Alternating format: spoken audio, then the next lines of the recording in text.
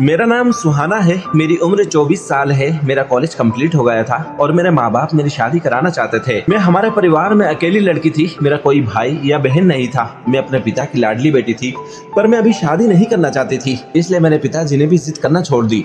लेकिन कभी न कभी शादी तो करनी थी। एक दिन मेरे ताऊ जी ने मेरे पिता को एक लड़के की फोटो दिखाई और कहा, भाई साहब, ये लड़का दुबई में काम करता है और इनका परिवार भी काफी अच्छा है। सुहाना वहाँ बहुत खुश रहेगी। उस लड़के का नाम अतुल है। अगर आप कहे तो मैं सुहाना के लिए बात करूं।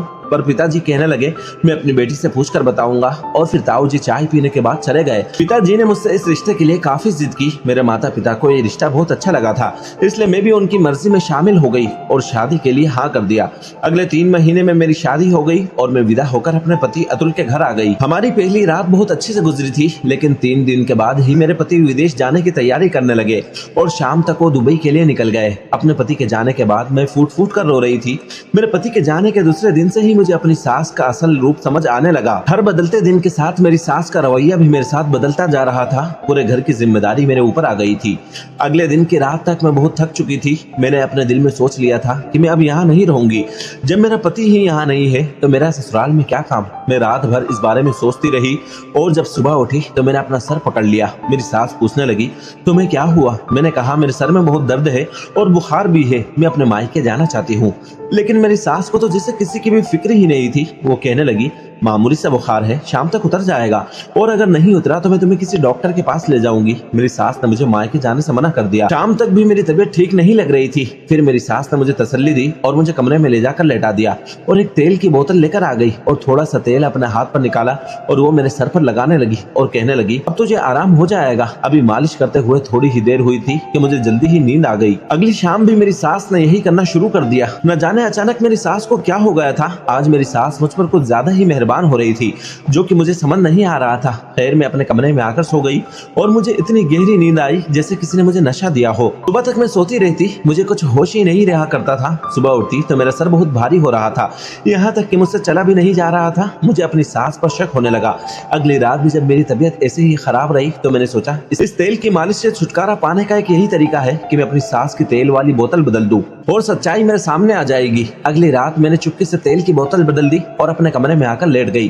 थोड़ी देर बाद मेरी सास तेल की बोतल लेकर मेरे कमरे में आ गई और मेरी मालिश शुरू कर दी। जरूर उस तेल में ही कुछ ऐसा था जिससे मैं पूरी रात बेहोश रहती थी। थोड़ी देर बाद जब मेरी सास को लगा कि मैं सो चुकी हूँ तो वो कमरे से बाहर निकल गई। थोड़ी ही देर बाद मुझे कमरे के बाहर आवाजें आने लगी। आज मेरे कमरे का दरवाजा अंदर से बंद था, क्योंकि मेरी सास को लग रहा था कि मैं सो गई हूँ, इसलिए उन्होंने मेरे कमरे का दरवाजा बाहर से बंद नहीं किया था। वो आवाजें मुझे मेरी सास के कमरे से आ रही थी।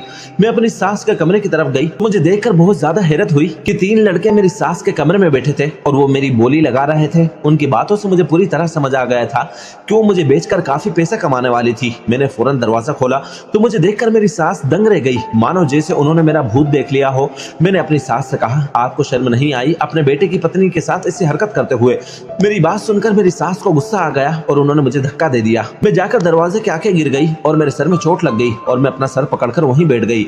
अब न जाने क्या होने वाला था। उनका गुस्सा कोई तूफान लाने वाला था। उन्होंने विदेश में मेरे पति को फोन किया। मैं भी उनके पास ही खड़ी थी। वो मेरे बारे में ऐसे ऐसी गलत बातें कर रही थी, मैं सोच भी नहीं सकती थी। उनकी बातों में इतना जहर भरा था कि मेरे पति भी मजबूर हो गए। मैं अपने पति से बात करना चाहती थी और अपनी बात को उनके सामने रखना चाहती थी, मगर मेरी सास ने मुझे फोन को हाथ तक लगाने नहीं दिया। मेरा दिल चाह रहा था कि मैं अपनी सास को जान से मार दूं, लेकिन मैं उस समय कुछ नहीं कर सकी।